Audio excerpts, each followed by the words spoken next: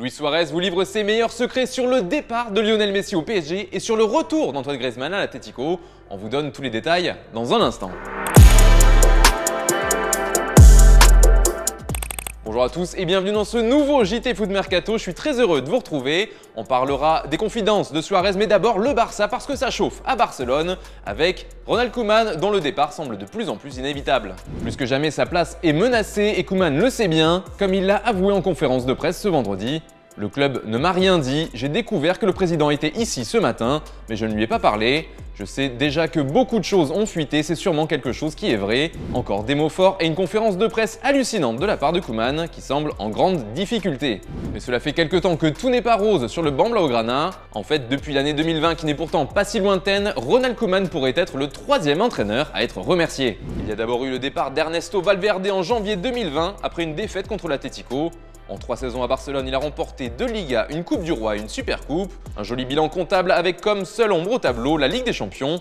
Il ne sera pas allé plus loin que les demi-finales, mais les conflits avec Messi et les cadres du vestiaire auront eu raison de lui. Il est ensuite remplacé par Quique Setién qui ne laissera pas vraiment une très grande trace en Catalogne. Seulement 25 rencontres sur le banc, des tentatives pour mettre en place des nouveaux systèmes fortement critiqués et surtout la désormais célèbre défaite 8-2 contre le Bayern Munich.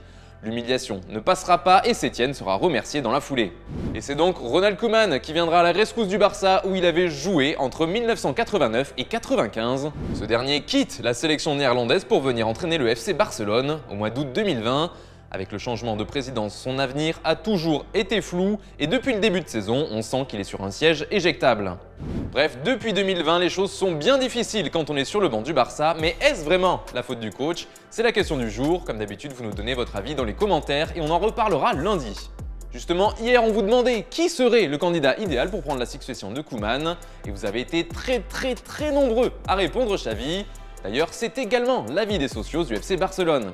En effet, Sport a demandé aux supporters de voter. Résultat, 24 000 personnes ont participé et 53% d'entre elles ont choisi Xavi. Il est loin devant Roberto Martinez, sélectionneur de la Belgique, qui est second avec 24% des suffrages.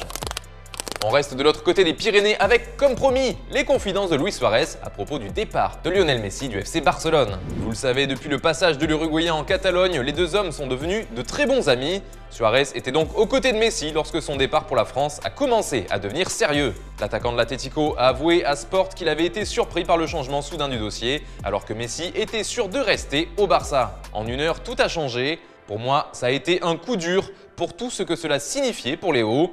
Je n'étais pas là à ce moment-là et je l'ai rejoint quand j'ai vu qu'il souffrait. Il est parti sans vraiment savoir ce qui s'est passé parce que bien sûr, la manière que tout change en l'espace d'une heure, cela l'a dérangé, a révélé Suarez.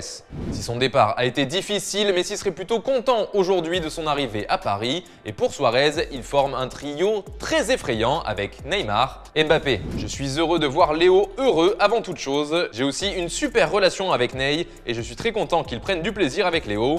Ça fait peur de les affronter parce que ce sont 3 très grands attaquants et on verra quand ils commenceront à avoir la même alchimie que nous 3. Nous avons formé le meilleur trio d'attaque grâce à ce que nous avons réussi et ce que nous avons gagné. Reste maintenant à savoir si ce nouveau trio aura autant de succès que celui du Barça il y a quelques années. Allez, encore une petite anecdote de Suarez qui fait aussi dans la voyance puisqu'il avait prévu le retour d'Antoine Griezmann à l'Atlético. Je n'ai pas été surpris, je l'ai même prédit. 3 ou 4 jours avant la signature, j'étais avec Rodrigo De Paul et Angelito Correa. Avec l'intuition de l'attaquant, je leur ai dit « Pour moi, Griezmann arrive, souvenez-vous de ça ». Avis aux amateurs de bonne aventure, Suarez fait aussi dans la cartomancie et peut lire l'avenir dans la ligne de la main. Plus sérieusement, on reste en Espagne où l'on parle d'un autre international français, c'est Nabil Fekir. En effet, le champion du monde 2018 a fait parler son talent hier en Ligue Europa du côté de Ferencváros lors de la victoire 3-1 du Betis. Buteur sur un superbe enchaînement, il est également impliqué sur le deuxième but, son corner étant détourné dans les cages par Henry Vingo. La presse ibérique, à l'image de Marca, se demande comment Fekir n'est plus sélectionné avec les Bleus. Deschamps prend note, s'enflamme le média. Le journal note une vraie amélioration dans le jeu du Français, ajoutant qu'il est fondamental dans le jeu du Betis. Il est très impliqué, il veut toujours jouer, mais il sait doser ses efforts. Des mots qui devraient plaire au principal intéressé. Et puis l'avenir d'Erling Haaland fait les gros titres en Italie, lui dont le contrat court jusqu'en 2024 avec Dortmund. Mais le Norvégien disposerait d'un bon de sortie l'été prochain et selon la Gazzetta dello Sport, il aurait deux options devant lui, le Real Madrid et le PSG. Toujours d'après le journal au papier rose, c'est bien le club français qui aurait la main sur ce dossier. Décidément, Paris a déjà réalisé un mercato historique et semble déterminé à faire coup double l'été prochain. Et puis c'est officiel, on en parlait durant ce marché des transferts, Mohamed Bayo a finalement tranché. Il reste à Clermont pour le plus grand bonheur des supporters auvergnats. Il a signé un nouveau contrat qui court jusqu'en 2024. Et puis on se quitte avec l'image du jour qui nous vient d'Italie et de Gianluigi Buffon qui est revenu dans son club formateur de Parme. Apparemment il a toujours la main ferme dans les buts mais aussi au Shifumi. En témoigne cette vidéo où l'on le voit invincible enchaîner les victoires.